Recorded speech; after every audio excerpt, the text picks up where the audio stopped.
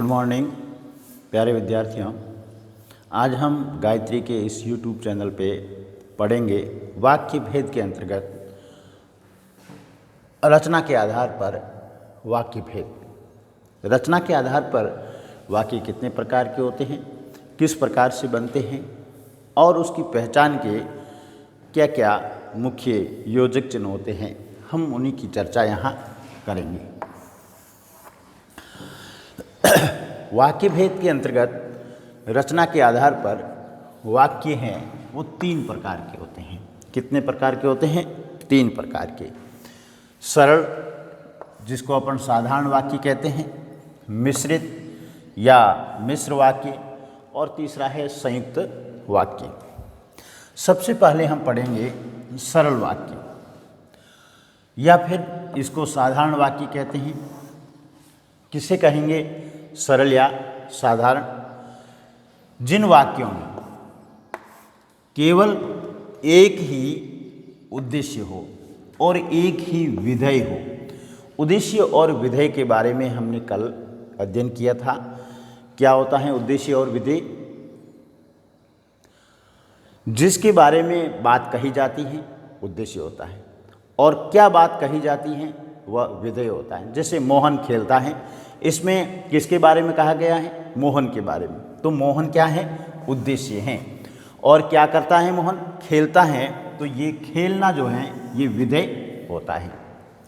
तो यहाँ ये कहा है कि जिन वाक्यों में केवल एक ही क्रिया हो या एक ही उद्देश्य हो, एक ही विधेय हो, कर्ता और क्रिया एक हो, वहाँ पर सरल या साधारण वाक्य होता है।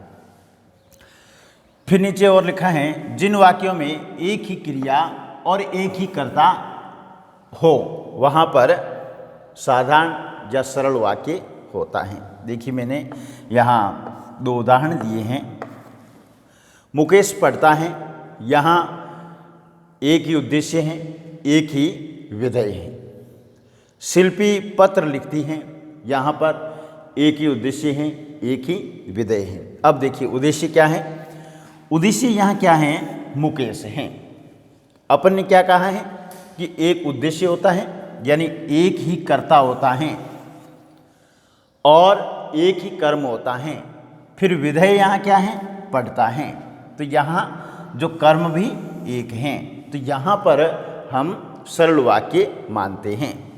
शिल्पी करता है, उद्देश्य है, लिखती हैं, वह कर्म है। तो इस प्रकार से हम सरल वाक्य की पहचान कर सकते हैं। जहाँ एक ही उद्देश्य हो, एक ही विधेय हो, वहाँ सरल वाक्य होता है। एक ही कर्ता हो, एक ही कर्म हो। तो ये था हमारा सरल वाक्य। फिर दूसरा आता है मिश्र वाक्य, या इसको मिश्रित वाक्य कहते हैं। अब मिश्र वाक्य या मिश्रित वाक्य हम किसे कहेंगे? जिस वाक्य में एक मुख्य या प्रधान वाक्य क्या हो?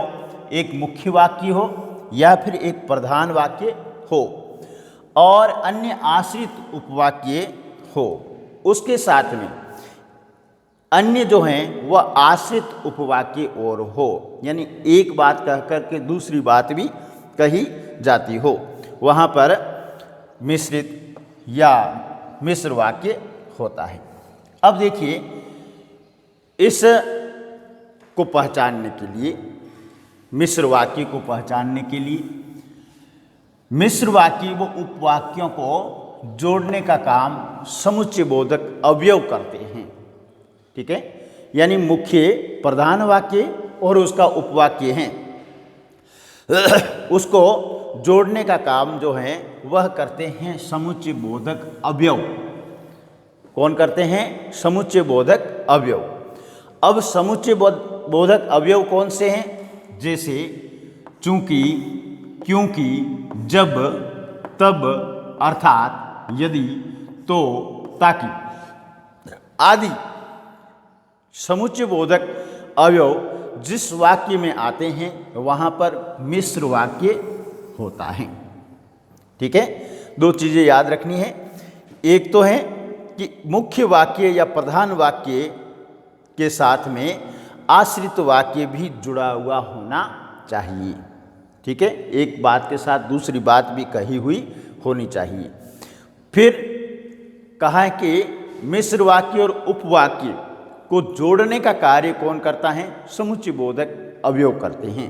तो ये अवयव होना आवश्यक है। चूंकि आ जाए किसी वाक्य में, क्योंकि आ जाए, जब हैं, तब हैं, अर्थात हैं, यदि, तो, ताकि इत्यादि शब्द जो हैं आते हैं, तब वहाँ पर मिश्र वाक्य होता है। अब देखिए इसके उदाहरण अपन लेते हैं। क्या लिखा है? वे मेरे घर आएंगे। कौन? वे मेरे घर आएंगे क्योंकि उन्हें अजमेर शहर घूमना है। ये पूरा वाक्य है कि वे मेरे घर आएंगे। क्यों आएंगे? क्योंकि उन्हें अजमेर शहर घूमना है।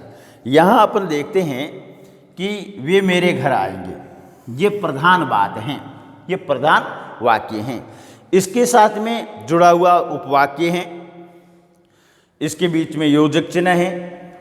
अब वे मेरे घर आएंगे, इस वाक्य को किसने जोड़ा? क्योंकि ये यहाँ पर योजक चिन्ह है और दूसरे उपवाक्य को जोड़ने का कार्य कर रहा है।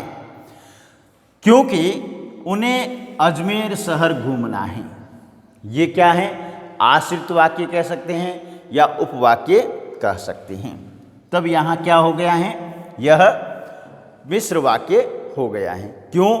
क्योंकि यहाँ तीनों ही बातें आ गई हैं कि एक प्रधान वाक्य हो गया, योजक चिन्ह हो गया और फिर आश्रित वाक्य भी हो जाते हैं। ये तीन जहाँ बातें होती हैं वहाँ पर क्या होता है? मिश्र वाक्य होता है। इसके कई सारे उदाहरण और भी मिल जाएंगे मिश्र वाक्य के। जैसे मैं आपको कहूँ कि जो ही उसने दवा पी वह सो गया। क्या हो गया? जो ही उसने दवा पी वह सो गया। अब देखिए जो शब्द हैं वो योजक हैं। उसने दवा पी प्रधान वाक्य हैं और फिर जो हैं आश्रित वाक्य क्या हैं? सो गया। तो इस प्रकार से यह होता है। यदि परिश्रम करोगे तो उत्तीर्ण हो जाओगे। यह भी मिश्रित वाक्य का ही रूप है। मैं जानता हूं कि तुम्हारे अक्षर अच्छे नहीं बनते। क्या कह रहा है? मैं जानता हूं कि यहाँ की शब्द जो हैं वह योजक हैं कि तुम्हारे अक्षर अच्छे नहीं बनते हैं। इसके बाद में हमारा तीसरा जो वाक्य है वह है सरल वाक्य।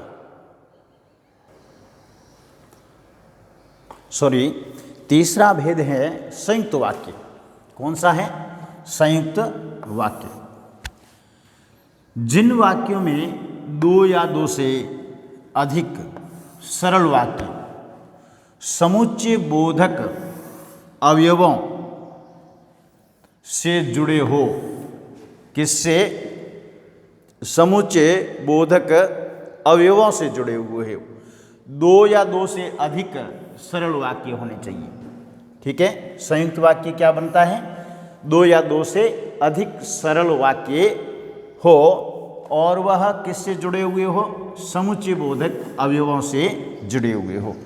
अब ये जोड़ने वाले समुच्चय बोधक अवयव कौन से हैं? जैसे एक और हैं, तथा हैं, एवं हैं, पर हैं, परंतु हैं आदि से। यानी यहाँ पर ये अवयव और जहाँ मिश्र वाक्य में अवयव योजक थे वह अलग हैं।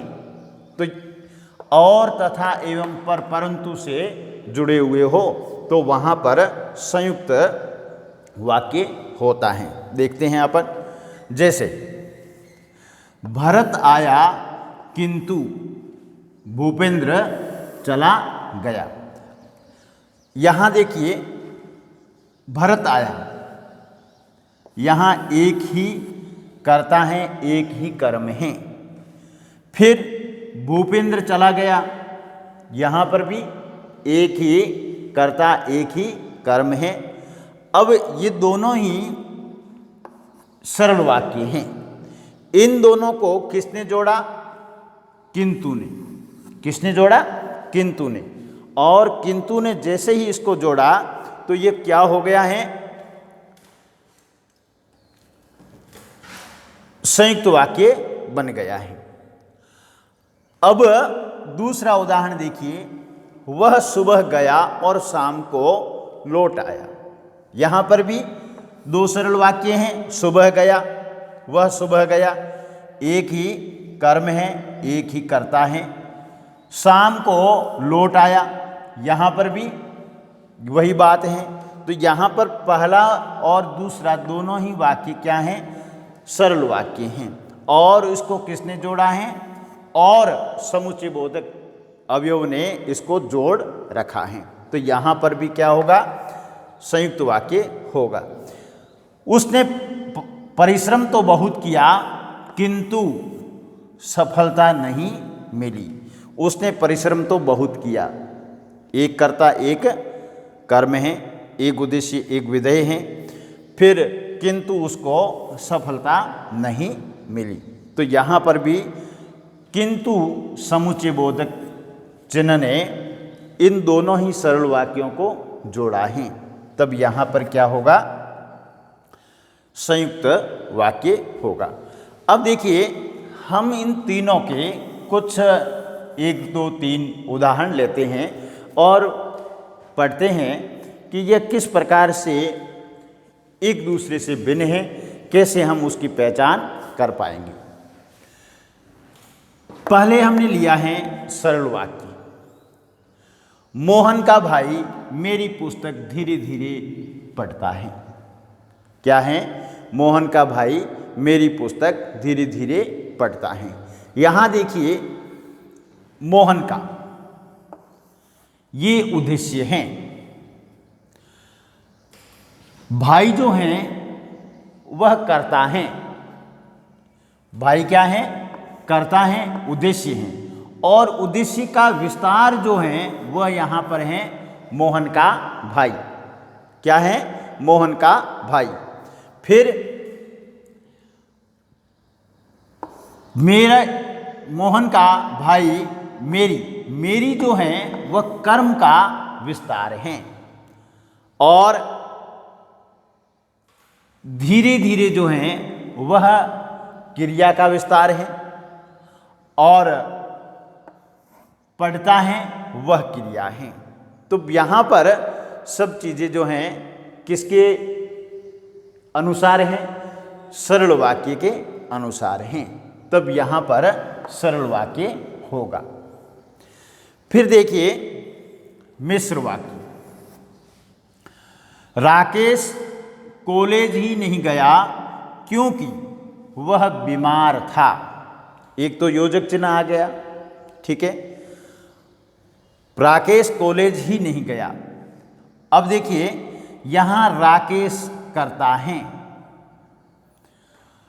राकेश कॉलेज ही नहीं गया, ये प्रधान वाक्य हैं। क्यों नहीं गया? वह बीमार था, वह उपवाक्य अंतर्गत आएगा। अब देखिए, ये कर्ता कौन है, कर्म कौन है, क्रिया कौन है, योजक चिन्ह क्या है, ये चीजें अपन देखते हैं। यहां राकेश कर्ता है और नहीं गया क्रिया है। फिर क्योंकि योजक चिन्ह आ गया है, वह भी करता है। और फिर बीमार था क्रिया है, यानी था जो है वह क्रिया है। वह बीमार था उपवाक्य है। ये जो है मोहन कॉलेज नहीं गया, ये प्रधान वाक्य हैं। और यह क्या है? उपवाक्य हैं। तो इस प्रकार से ये क्या बन गया है? मिश्र वाक्य बन गया है। फिर देखते हैं अपन, अनुष्का ने पुस्तक पढ़ी और सो गई। ठीक है, यहाँ 2 सरल वाक्य होने चाहिए और फिर योजक चिन्हों के साथ में उसका जुड़ाव होना चाहिए। अनुष्का कर्ता है, पुस्तक कर्म है और योजक चिन्ह है, सो गई क्रिया है। यहाँ पर पढ़ी क्रिया है। अब यहाँ पर अनुष्का ने पुस्तक पढ़ी, एक वाक्य है, सरल वाक्य है। वह सो गई, यह भी सरल वाक्य है। लेकिन यहाँ और समुच्चय बोधक चिन्ह आ गया है और आते ही यह दोनों ही सरल वाक्य से किस में आ गए हैं? संयुक्त वाक्य में आ गए हैं। तो इस प्रकार से हमारे यह तीनों ही प्रकार के जो रचना की दृष्टि से वाक्य होते हैं उनका यहाँ पर सामान्य सा परिचय मैंने कराया है। कल हम इसके आगे का टॉपिक पढ़ेंगे। आपको हमारा ये YouTube चैनल कैसा लगा? आप सब्सक्राइब कीजिए, कमेंट कीजिए, लाइक कीजिए और शेयर कीजिए। धन्यवाद।